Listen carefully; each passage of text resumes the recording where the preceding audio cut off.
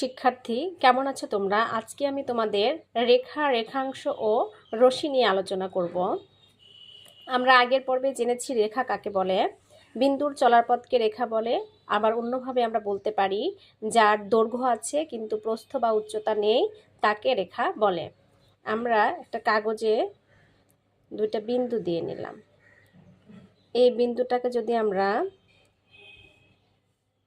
যোগ করে দেই, স্কেল দিয়ে যোগ করলে ভালো হয়, তাহলে এটা একটা রেখার প্রতিরূপ হলো। এটাকে আমরা বলি হচ্ছে রেখাংশ, একটা রেখার অংশ যার দুটি প্রান্তবিন্দু আছে, অর্থাৎ যার দুই দিকে শেষ আছে। এই রেখাংশকে যদি আমরা উভয় দিকে একই বরাবর বাড়াতে থাকি, অর্থাৎ এই রেখাংশ যখন উভয় দিকে যতদূর ইচ্ছা চলতে থাকে তখন তাকে আমরা বলবো রেখা। ঠিক আছে, এরপরে আসলো রশ্মি। একটা রেখাংশের একটি প্রান্তবিন্দু থাকলো এবং অপর দিক যদি যতদূর ইচ্ছা চলতে থাকে, অর্থাৎ যার একদিকে শেষ আছে কিন্তু অপর দিকে কোনো শেষ নেই, তাকে আমরা বলবো রশ্মি। তাহলে তিনটা আমি একটু ভালো করে পার্থক্য আকারে বলি, দেখো।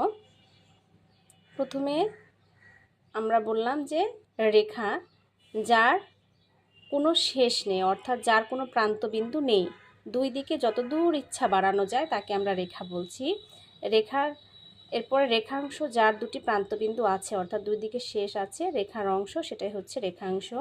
রশ্মির একটি প্রান্তবিন্দু আছে এবং অপর দিকে যত দূর ইচ্ছা চলতে থাকে, এটাকে বলছি আমরা রশ্মি। এই তিনটারই কিন্তু দৈর্ঘ্য আছে, কিন্তু রেখার নির্দিষ্ট দৈর্ঘ্য নেই। রেখাংশের দৈর্ঘ্যটা নির্দিষ্ট, দেখো। আর রশ্মিরও নির্দিষ্ট দৈর্ঘ্য নেই, যেহেতু একদিক যতদূর ইচ্ছা বাড়ানো যায়। এটাকে আমি আবার পার্থক্য আকারে লিখেছি, তোমাদেরকে দেখাচ্ছি। এই পার্থক্যটা পড়লে আরও বেশি তোমাদের কাছে ক্লিয়ার হবে। তোমরা পার্থক্যটা এইভাবে পড়বা, তাহলে দেখবা যে আরও ভালো মনে থাকবে এবং তোমাদের জন্য জিনিসগুলো ইজি হবে। বৈশিষ্ট্য আকারে বৈশিষ্ট্য বা বিষয় দিতে পারো। এদিকে কি কি বিষয়ের উপর ভিত্তি করে আমরা এই তিনটার মধ্যে পার্থক্য করতে পারি। দৈর্ঘ্য, প্রান্তবিন্দু এবং চিত্র আলাদা হবে, তাই না? এদের দৈর্ঘ্য কেমন, দৈর্ঘ্য আছে কি নাই, প্রান্তবিন্দু আছে কি নাই, থাকলেও কয়টি আছে, এবং চিত্র, এটার উপর ভিত্তি করে আমরা রেখা, রেখাংশ এবং রশ্মির মধ্যে পার্থক্য করতে পারি। তাহলে দেখো, দৈর্ঘ্য, রেখার ক্ষেত্রে দৈর্ঘ্যর কী অবস্থা দেখো। রেখার নির্দিষ্ট কোনো দৈর্ঘ্য নেই, আমরা জানি। রেখাংশের নির্দিষ্ট দৈর্ঘ্য আছে, আর রশ্মির নির্দিষ্ট দৈর্ঘ্য নেই, যেহেতু এর একটি প্রান্তবিন্দু আছে, অপর দিকে যত দূর ইচ্ছা চলতে থাকে, অতএব আমরা নির্দিষ্ট দৈর্ঘ্য বের করতে পারবো না। এরপরে প্রান্তবিন্দু, রেখার কোনো প্রান্তবিন্দু নেই, আমরা দেখেছিলাম।